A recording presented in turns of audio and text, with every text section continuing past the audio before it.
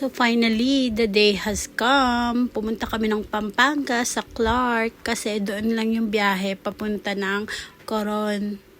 So nag-video lang ako dyan sa airport. Ang ganda ng airport nila, sobrang linis, sobrang bango, walang tao, malamig. Namit pa namin si Gigi Daliana. Pero hindi namin nagpa-picture kasi mga nagmamadali siya. So hinayaan lang namin siya. Pero ang ganda niya. Yan, yun yung sasakyan namin. Maliit siya na plane na may hélice lang. Hindi ko alam kung anong tawag dyan. So, 4 kami na pupunta na Uswonga.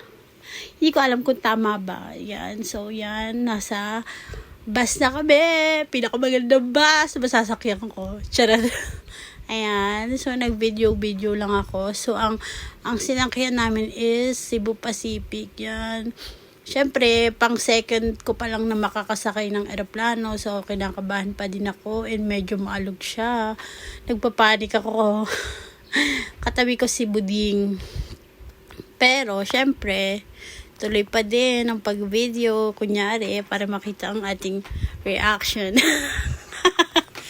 Yan, medyo kinakabahan ako. Kasi yung pag-take off niya, medyo siya, maalog. Pero hindi naman maulan nung araw na yan. Pero alam ko may parating na bagyo. Pero so far, magaling yung piloto. So, papas forward na natin. So, ayun na nga. Lumipad na yung aeroplano. Kita naman, charis.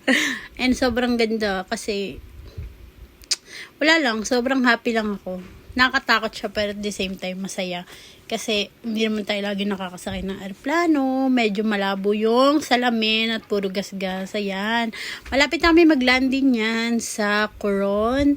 Hindi ko alam mismo ang pangalan ng airport. Nakalimutan ko na. Kasi matagal na to eh. Ayun. So, syempre, wala na akong masabi kundi magla-landfall na siya. Magla-landfall? Bagyo yarn. Yan, ang ganda sa Palawan kasi ang dami pa nilang puno. Hindi kagaya sa Manila pag nagland yung airplane is puro bahay na dikit-dikit. Sa probinsya sobrang laki ng difference. Yan, ang ganda. May konting palayan. Tapos syempre bundok. Nagland din kami sa El Nido naman nung pabalik na kami. So, maganda din. Nasa dagat ka. Yan na. Bumaba na kami sa Welcome to Coron, Francisco. Yan. Welcome to Coron. Sobrang, bilis lang ng biyahe. Parang mga 1 hour. Ayan yung pangalan ng airport. Francisco Reyes Airport sa Busuanga. Yan. Papunta dun sa hotel, parang inabot kami ng mga 25 to 30. Yan. Puro ganyan lang madadaanan mo. Tapos sobrang tagtag ng biyahe pa uwi. Ayan, sinundo kami ng van kasi ang kinuha namin na travel tours is hindi ako sure kung anong pangalan pero basta yan yung resort namin, Tags Resort. Sobrang ganda niya, sobrang laki ng area nila tapos walang masyadong tourist kasi nga tag-ulan na tapos may pasok na sila. So waiting kami sa mag-check-in. Ayan yung pool nila. Ang laki ng pool nila. Tapos yan, nagpunta kami sa city nung hapon. Dinala kami ng tour guide dyan. Nagpasya lang muna kami. Nagkumain.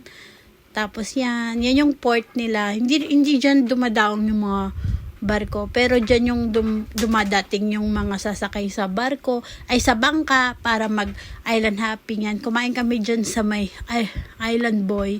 Dyan lang din sa port mismo. Ang sarap ng pagkain nila. Tapos mabilis lang yung kain namin kasi nga hapon na. Yan, si Buding. Yan. Pupunta naman kami next sa yung may pangalan na Coron. Pero hindi na kami umakyat kasi nga sobrang parang pagod na kami. Tapos mga nasa 700 steps daw siya paakyat. So, sumunod agad kami dyan sa cashew product.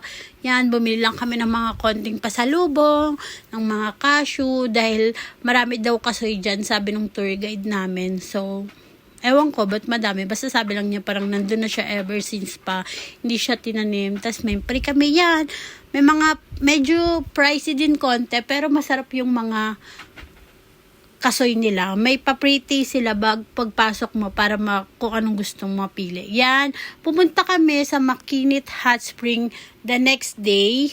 Pinagsama-sama ko na siya kasi hindi ako masyado nakaka-vlog eh. Yan. Madami din foreigner. Tapos sobrang init niya lalo na pagkakalusong mo lang. So ang laki ng spring. Ito naman yung sa bar doon sa hotel namin. Pinagsama-sama ko na nga. Ayan. Nag-stay kami dyan nung gabi, nag-chill-chill lang, kumain, pasta, yan. Tapos, ito na yung day ng island hopping namin.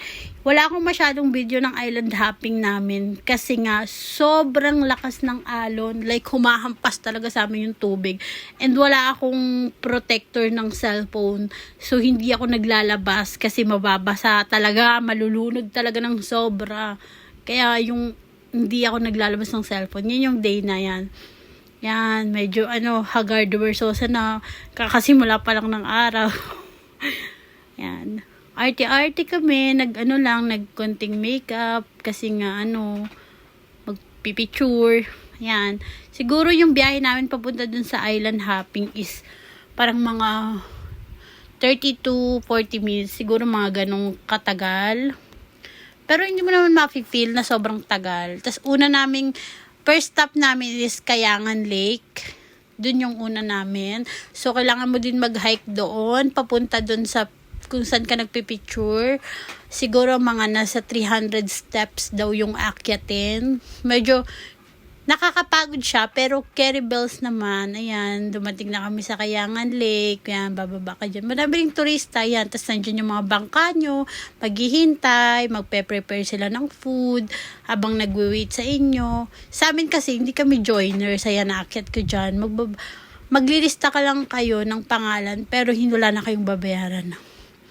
Yan yung inakyat namin na, may cave din siya doon, pero hindi yan yung pinaka, kasi maliit lang siya. So, hindi talaga yun yung pinaka pupuntahan. Pupuntahan mo, yung view dyan is ito, na makikita mo sa mga libro. Sobrang ganda niya, guys. Worth it yung hike mo. Tapos, bababa ulit kayo, papunta naman dito sa lake, kung saan kayo magsiswim. May lifeguard dyan na nakaabang. And may life vest, bawal mag-swim pag walang life vest kasi malalim siya. Yan, bumalik na ulit kami. Tapos, sunod naming stop is Twin Lagoon. Nag-rent kami ng kayak na clear para makapag-picture kami. So, ang isa niya is nasa 1.5 ata, ang isa. Tapos, may kasama rin kaming guide dyan na nagsasagwan si Kuya. And sobrang mabait siya kasi pumayag siya na bumaba siya para kami lang yung mag-picture. Pero pag dyan, syempre, malalim siya dyan. So, hindi siya allowed bumaba dyan. Doon siya bumaba sa pwede kayo mag-swim yung mga tao. Tapos, sabi ni Kuya, pwede ka daw mag-drone shot dyan, pero bawal mo siyang ilapit sa mga limestone kasi nawawalan daw ng signal, hinihigop ng limestone. Hindi ko alam, basta sabi ni Kuya. Ayan, mag-room tour na tayo. Ito yung hotel namin. Kung mapapansin nyo, talagang cut siya kasi very short, lang. Yan, ang cute ng room nila, Taglay.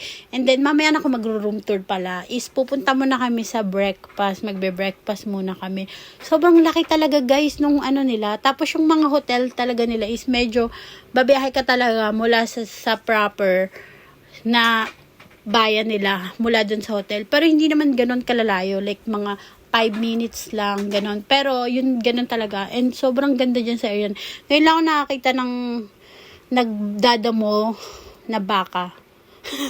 Baka ang taga-damo nila para hindi na sila magdamo-damo. Ayan. Ang laki ng hotel nila. Tas, different, bawat lugar. Yan.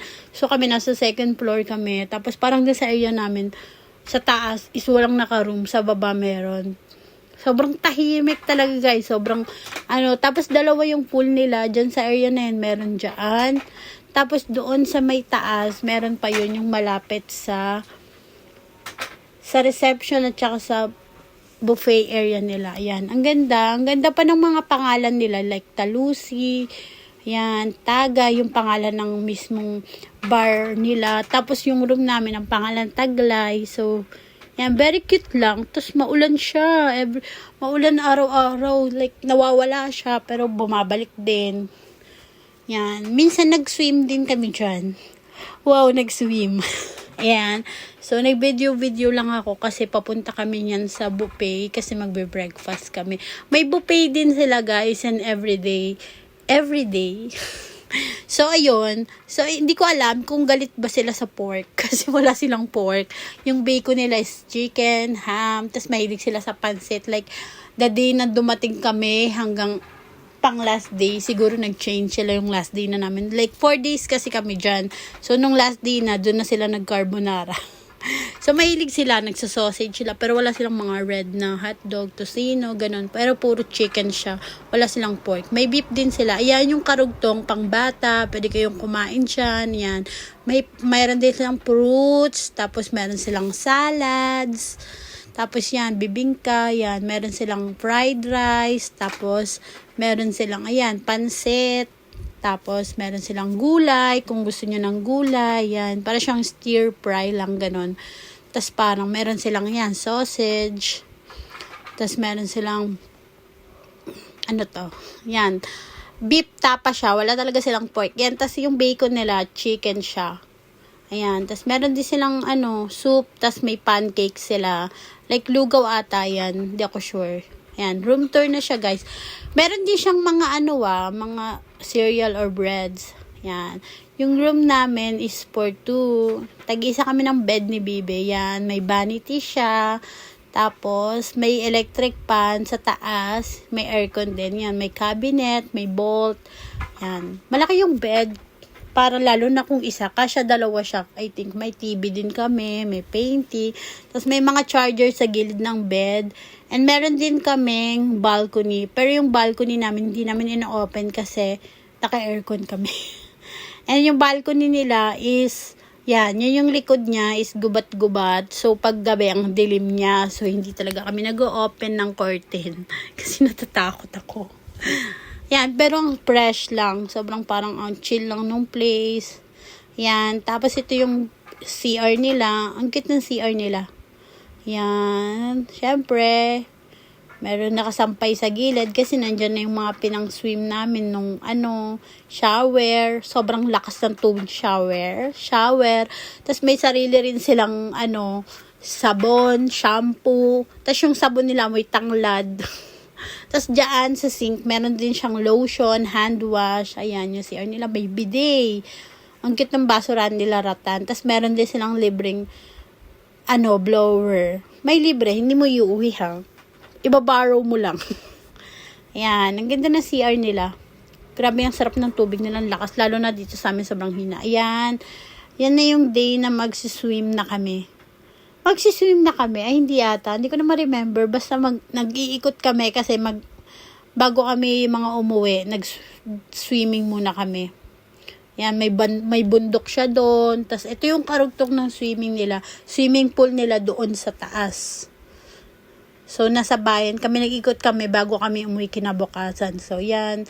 Yan lang. Sobrang simple lang. Pero madami naman kainan. Mga souvenir store. Yan. Tumambay kami sa coffee shop. May tinambayan kaming coffee shop dito. Yung Mama Coffee. Basta masarap. Sa tabi lang yan. Ayan. Diyan kami tumambay before pero maulan nga. Kita nyo, mapapasin nyo laging basa. Ayan, Mama Cafes. Tumambay kami dyan, masarap. Yung kape nila. I love the matcha. So yun, nag-ikot-ikot lang talaga kami sa bayan. Ayan, may mga kainan naman doon. Pero wala siyang masyadong yung partihan. Pero doon sa pinakabayan, sa pinakalooban, marami talaga siya doon.